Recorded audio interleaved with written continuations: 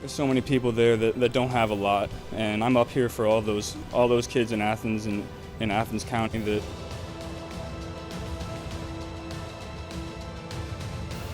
I think the story of this Heisman Trophy with me, Justin, Jalen, and Chase, we have 3 transfers who've all had different stories. It's 3 great players, and both of those guys have pushed through adversity.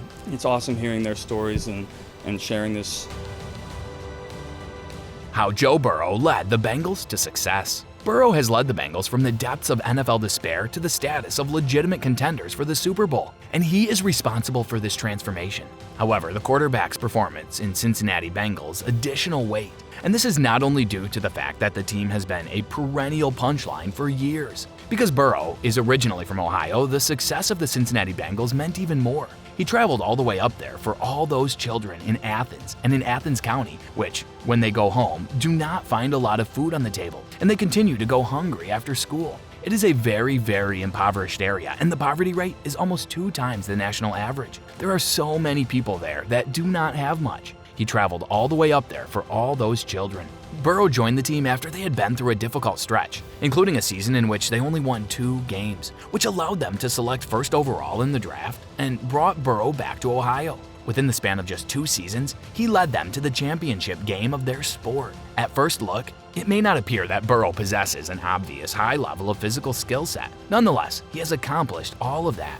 Burrow's pocket movement is his secret weapon. He has an uncanny ability to anticipate when he has to slip and slide to avoid the pass rush. Combine this with an exceptional level of downfield accuracy and smarts, and then surround him with outstanding playmakers such as Jamar Chase, T. Higgins, and Tyler Boyd. He claimed that his belief about himself and his squad had grown through time, from numerous hours of practice, and it appears that Burrow has good reason to believe that he has earned his self-assurance. Or, to put it another way, he wouldn't be nearly as self-assured if he hadn't put in a lot of effort to get better, and then seen that effort pay off in the form of improvements. This weekend with them, I tried to leave a legacy of hard work and preparation and loyalty and dedication everywhere I go. And I'm surrounded by such great people that make that so easy. Great strength coaches. Coach Mick is in the audience, my strength coach from Ohio State, and Coach Moffitt is watching from home, and they've made me a great person and a great player and so much better because of them. Coming from Southeast Ohio, it's a very impoverished area, and the poverty rate is almost 2 times the national average, and there's so many people there that don't have a lot.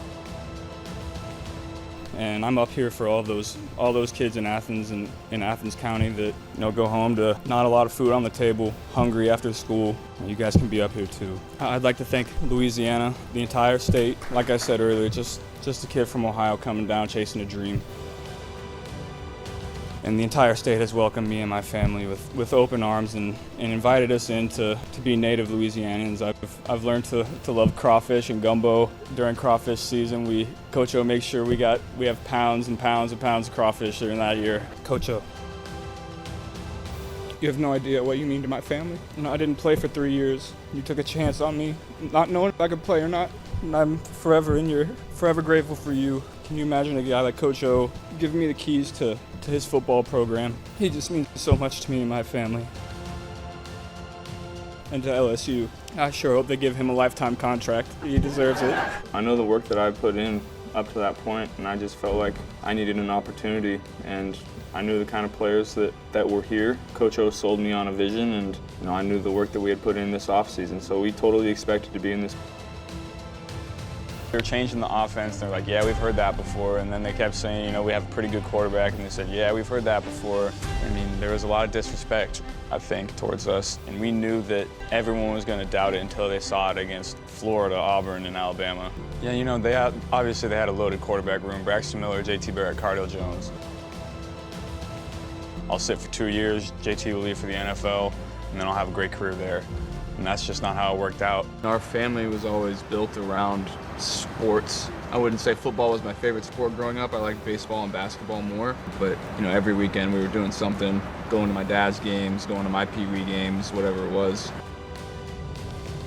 It was all about sports. Really, probably not until after my sophomore year of high school. I was, a basketball guy, AAU guy, Yeah. And I really wanted to play basketball in college, so I was doing all those camps until after my sophomore season of football. I had a really good year, and I realized I'm probably a little better at football than basketball. I mean, I could shoot and I could score, but I wasn't not super tall and all that. So then I started going to football camps and started, accumulating little offers here and there. I had a few in basketball, but not a ton. And so then I realized that football was kind of my ticket.